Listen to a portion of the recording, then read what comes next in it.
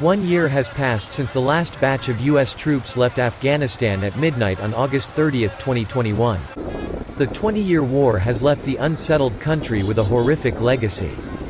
Following the 9/11 attacks on New York and Washington, D.C., the United States accused Afghanistan of harboring Osama bin Laden, the leader of al-Qaeda, and invaded the country in October 2001. Since then, Afghan people's lives have been totally changed. Some 3 million Afghan children have dropped out of school to earn money to support their families.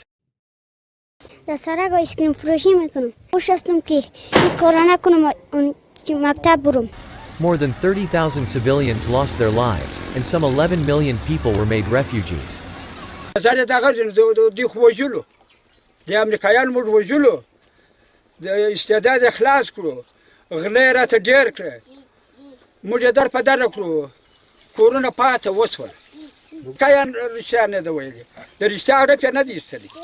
امریکا خو زموږ نه دی خوښ نه ماحول خوښ و چې دی دلته راغلی دلته دی چې راغلی دی خاص ګره د خرابۍ او د دغه جنایي پیښو و دغه د دغو دپاره راغلی و د امریکا جبر خو د لوري هر څه په ګزاره و په هر څه باندې ګران و اوس هم ځینې بیریږي خو اوس هم دغه چې پر سر ګرځي نه دغه تیاري نه چې دغه ګرځي اوس هم د دې دغه تیاري چې کیسه ولاکه یا وطن جوړ کړی دی وطن یې د هغه را خرابه کړي ځوانان را خلاص کړل. Najibullah Jamie is a professor with Kabul University. In his eyes, the 20 years of U.S. presence in Afghanistan, in the name of democracy, had only brought instability and violence to the war-torn country. امریکا نه یوازې په افغانستان کې یا افغانان ته ښه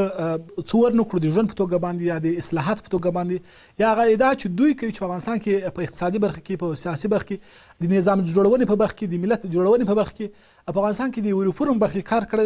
بلکې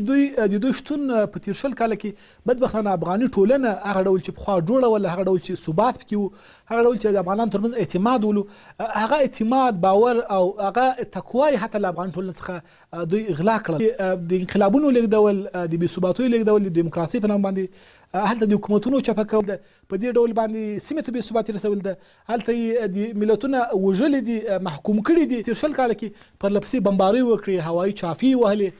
دلته یې سلګونه زندانونه درلودو دا ټول د دې سبب شو چې د افغانانو په ذهنیت کې امریکا دوی یو اشغالګرانه یو بلواکه یو پردی یو داسې امپریالیستي جوړښت او طرف یاستو چې یوازې په افغانستان کې د خپلو ګټو لپاره حضور درلود د دې ترڅنګ امریکا په نړیوال نظم ته بې ثباتي رسولې